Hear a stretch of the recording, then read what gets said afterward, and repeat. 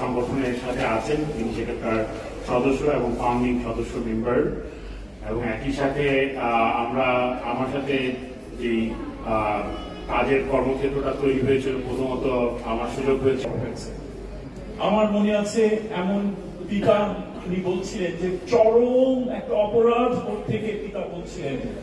যে আমার ছেলে বিএনপি করতো, সে যখন পুলিশ আসছে না, র্যাব এসছে, শুনে দেয়াল পার করে সে পালাতে চেয়েছে, আমি তাকে আটকেছি, তুই পালালি কেন? নাই। তারপরে যখন কর্তৃপক্ষ ওই লোক যখন এসছে এজেন্সির লোক দিয়ে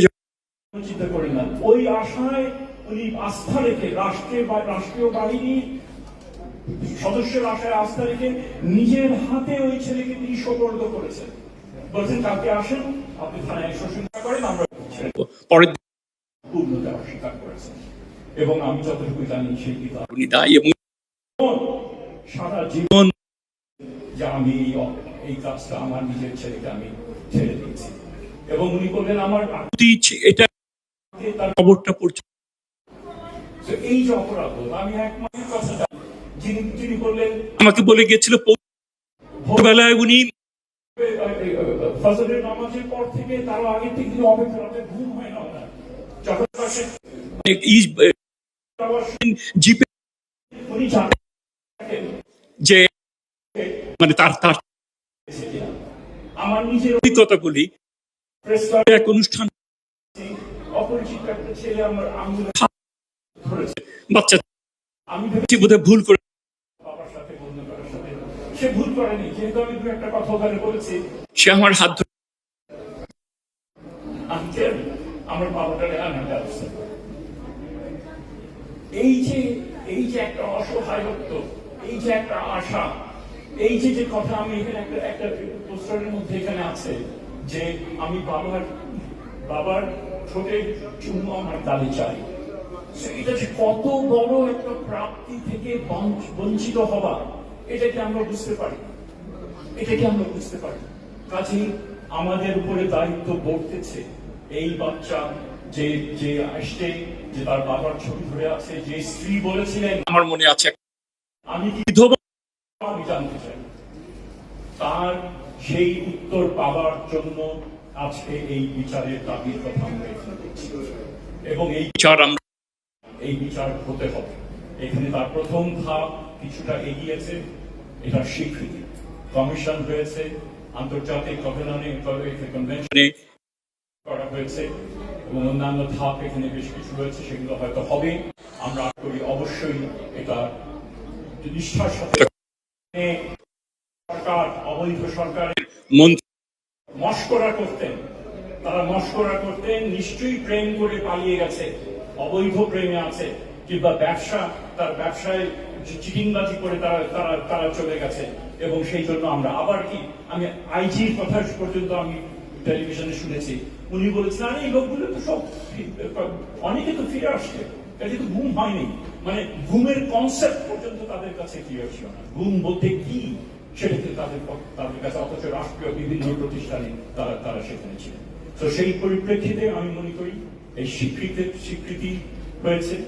এখন এই তদন্ত, যথাযথ তদন্ত এখানে হতে হবে, এবং এখানে বড় একটা হচ্ছে স্টেট এজেন্সিস গুলো এই কর্মকাণ্ডের সঙ্গে এনগেজ ছিল, অত্যন্ত পাওয়ারফুল স্টেট এজেন্সিস। আমাদেরকে শ্রীনাপাড় আমরা কয়েকজন মিলে ডিজিএফআই অফিসে আমরা যখন গিয়েছিলাম, তখন দু একটা কথা তারা বলেছিল যে তাদের কাছে নাই, তারা এই কয় মাস মাত্র আছে, যিনি অফিসার যিনি ছিলেন, ইত্যাদি ইত্যাদি। সেখানে আমাদের সুস্পষ্ট কথা আমাদের যেটা হচ্ছে যে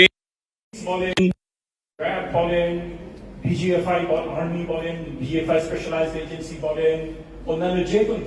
এগুলো হচ্ছে সুশৃঙ্খল শৃঙ্খল প্রতিষ্ঠান, এবং এখানে স্ট্রাকচার আছে, নিয়ম নীতি, দলিল দস্তাবেজ আছে, সমস্ত কিছু মেইনটেইন করা হয়। এটা এমন না যে কয়েকজন মানুষ রাস্তা থেকে একটা তুলে নিয়ে গিয়ে গুম করে, সেটা তার না। এজেন্সি ডেফিনেটলি এর হিসাব, এটাকে ট্র্যাক করে যাওয়ার যে পদ্ধতি, সেগুলো যদি ঠিক মতো আইডেন্টিফাই করা হয়, সুষ্ঠু তদন্ত সম্ভব। কাজেই যে কথা জহির হোসেন একটু আগে যেটা বললেন যে তাদের দিক থেকে এখনো পর্যন্ত আমরা কোনো কথা শুনি কেন শুনি কেন তারা বলছেন না this is part of our Liberation. This is part of our liberation to hold those responsible তাদেরকে To account. কাজে এই কাজগুলো এখন করতে হবে এবং এই সোচ্চা কাজে আমাদের মানে আমাদের কোনো এখানে কমপ্লেক্স কোনো আমাদেরকে এখানে অবশ্যই দিয়ে যেতে হবে এবং ডিমান্ড করতে হবে যে তথ্যের যে এই একই সাথে আমরা সবাই জানি বিভিন্ন অনুষ্ঠানে আপনারা নিজেরাই বলেছেন যে কোন গাড়ি এসেছিল কারোর কাছে গাড়ির নাম্বার আছে থানার নাম অফিসারের নাম আছে official. সবগুলোর কাছে সব নাই কিছু কিছু রয়েছে সেখানে পাবলিক রিপ্রেজেন্টেটিভের রোল কি ছিল সে কি বলেছিল এবং এই যে মামলার অবস্থাগুলো কেন আপনার মামলা নেওয়া হয়নি প্রত্যেকটা মানুষ যারা এগুলোর সঙ্গে সম্পৃক্ত ছিল এই যে 155 যে কতগুলো এই কেসগুলো ডেফিনেটলি আমাদের Documentation. অনেকটাই করা আছে আরো করে সেগুলোকে নিয়ে আমাদের পার্সন করতে হবে কাজে তদন্তকে যতখানি বেগবান করা যায় সঠিক করার চেষ্টা করতে হবে একই রকম ভাবে বিচার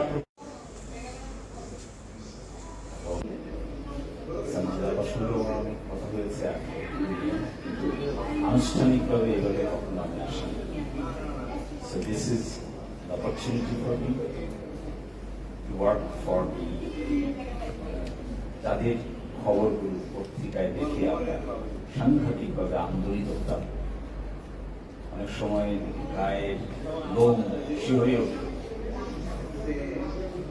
কান্না দেখেছি আমি অনেক টেলিভিশনে বাচ্চাদের কান্না কিন্তু তাদের কাছে এসে এভাবে বসার সুযোগ পাই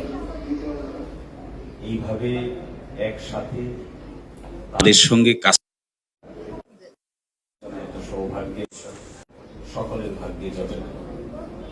সেজন্য আমি নিজেকে খুব ফরচুনেট মনে করছি তো কান্না তো অনেক হয়েছে অনেক কেঁদেছি আমরা কম কাঁদিনি কিন্তু এখন তো বিচার পেতে হবে এবং এই বিচার শুধু